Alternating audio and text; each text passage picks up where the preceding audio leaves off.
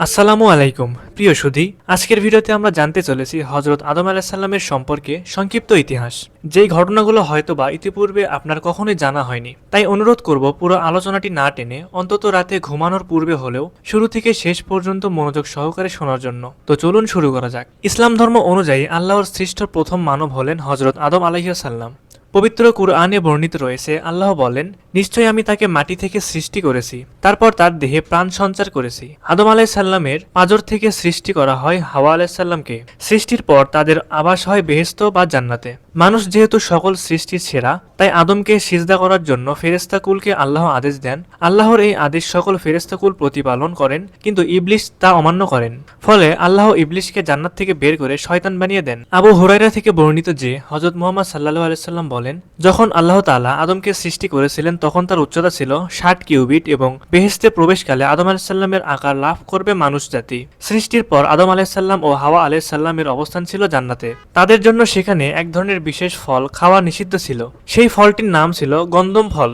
আদম এবং হাওয়া উভয়ই শয়তানের প্ররোচনায় এসে গন্ধম ফল খেয়ে ফেলেন। এটি মানুষের আদি পাপ বলে পরিগণিত হয়। মন আল্লাহ এর শাস্তি স্বরূপ তাদেরকে বেহেশত থেকে বিতাড়িত করেন এবং পৃথিবীতে পাঠিয়ে দেন। আদম আলাইহিস সাল্লাম পৃথিবীতে শত শত বছর আল্লাহর কাছে তওবা করেন তাদের ভুলের জন্য। পবিত্র কুরআনে আছে, আদম আলাইহিস সাল্লাম আল্লাহর কাছে এই দোয়া করতেন, রব্বানা যালামনা আনফুসানা ওয়া ইল্লাম তাগফির লানা ওয়া তারহামনা লানাকুনান্না মিনাল খাসিরিন। অর্থাৎ, আল্লাহ, ভুল করেছি, গুনাহ করেছি, অপরাধ করেছি, তুমি যদি মাফ না করো, মাফ করার কেউ নাই। এই দোয়া করে তিনি চোখের পানি ফেলে ফেলে আল্লাহর কাছে তওবা করতেন। মন আল্লাহ তাআলা আদমকে ক্ষমা করে দেন। আদম আলাইহিস সাল্লাম এবং হাওয়া আলাইহিস সাল্লাম অবতরণ করেন পৃথিবীর ভিন্ন দুটি স্থানে। আদম আলাইহিস সাল্লাম অবতরণ করেন সিংহলে আর হাওয়া অবতরণ করেন হিজাজে, আরবের আরাফাত নামক প্রান্তরে। দীর্ঘদিন পর পুনর্মিলন হয় তাদের।